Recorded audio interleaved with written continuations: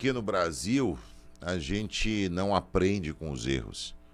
Às vezes não só os nossos, mas os erros de outros em outras épocas. Eu lembro que a definição de história, e por isso eu me apaixonei por história, foi quando um professor me disse que através do estudo da história nós podemos justificar o presente e nos preparar para o futuro.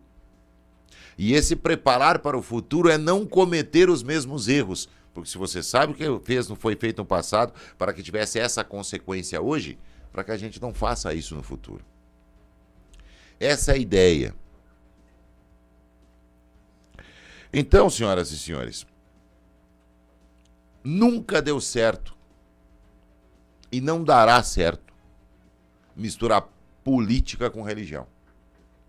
Nós podemos olhar na história, podemos justificar o presente, e eu não entendo por que a gente não muda para o futuro. Como católico que sou, batizado, primeira comunhão, crismado, casado na igreja, católico, eu não consigo entender como a igreja da qual eu pertenço, que no passado era tão ativa, quando dizia ajudar a combater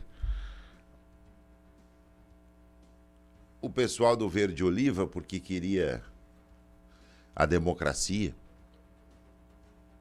Eu lembro que fez muito sucesso, andou por aqui também, um tal de Frei Leonardo Boff, da teologia da libertação, que na realidade era um líder do MST, socialista.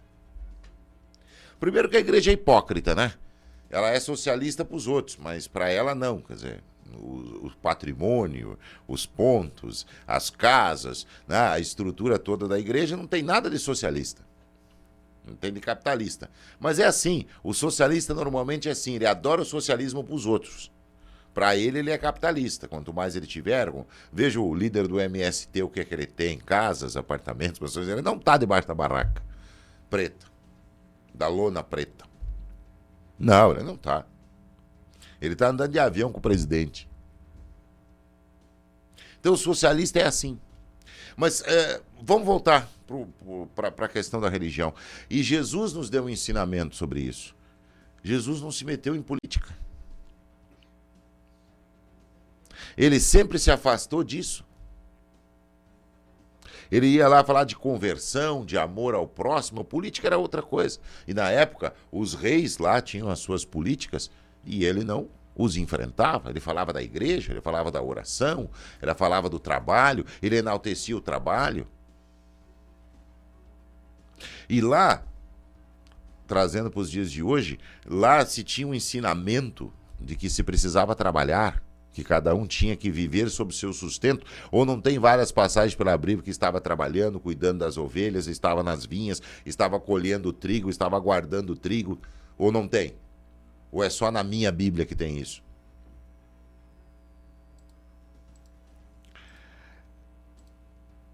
E aí, gente, vem o que eu quero, aonde eu quero chegar, porque ontem nós entramos nesse assunto. Do nosso silêncio, da forma que estão vindo tomando conta desse nosso país, e estamos em silêncio. E a religião tem muito a ver com isso. Quando fizeram esses esquerdistas o movimento de tirar o ensino religioso das escolas, a igreja se calou. Quando começaram a retirar imagens católicas das repartições públicas, porque o Estado é laico, a igreja se calou. Quando nós tivemos aí a mudança nas escolas e não ter mais o dia da mãe e do pai, tinha que ser da família, a igreja se calou.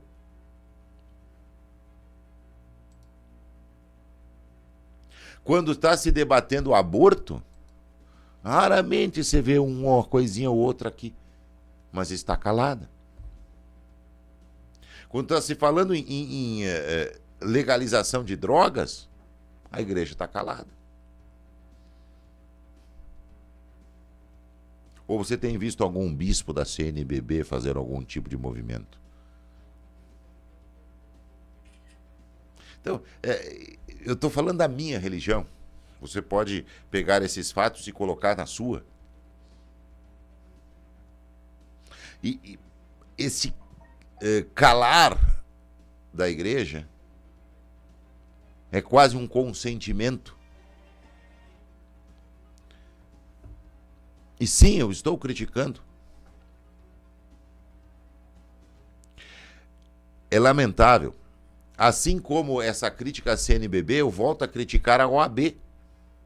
A decisão tomada no Supremo, nós comentamos isso logo cedo, é simplesmente absurda. Simplesmente absurda. Fere qualquer conceito lógico. Além de atropelar a Constituição brasileira. Aqueles que dizem respeitar a Constituição estão interpretando ela sob bel prazer e quando não conseguem uma interpretação dos artigos que tem lá, eles simplesmente passam por cima.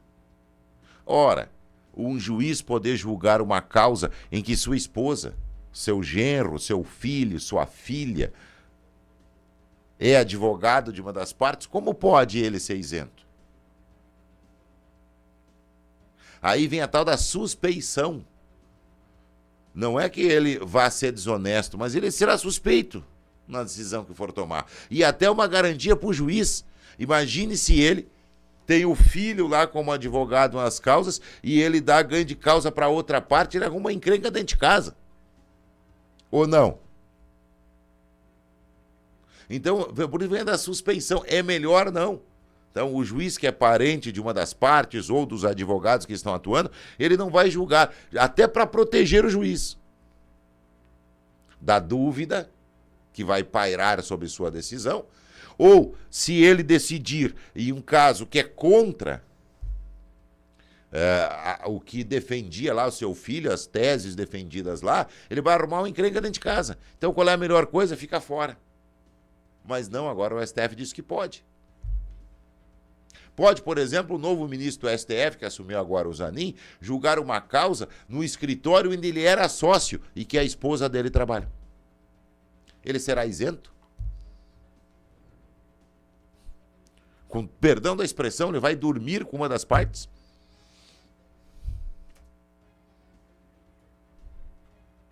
A OAB calada, CNBB calada. E esse processo está em andamento no Brasil. E quando você acordar, talvez seja tarde. Quando você resolver virar os olhos para o céu, para o alto, para pedir proteção a Deus, não que ele vai nos faltar, mas talvez ele pergunta, e você não viu nada disso acontecendo? Você não prestou atenção nos sinais? Porque a Bíblia tem isso, né? Os sinais. Ele dá o livre-arbítrio, os sinais estão aí. Nós caminhamos para o apocalipse do Brasil.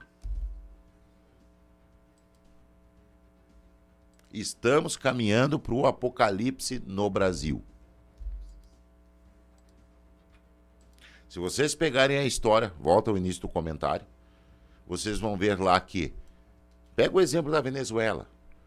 Ganhou a eleição no voto, não tomou o poder.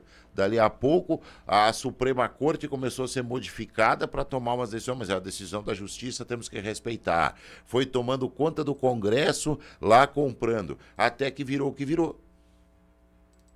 Até que virou o que virou a Venezuela.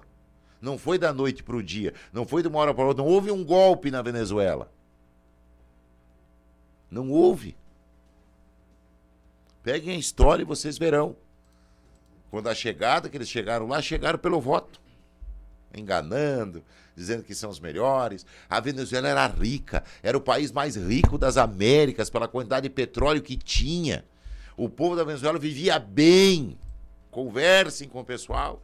E aí veio esse pessoal da liberdade, de dividir o dinheiro e tal. E aí eles dividiram entre eles.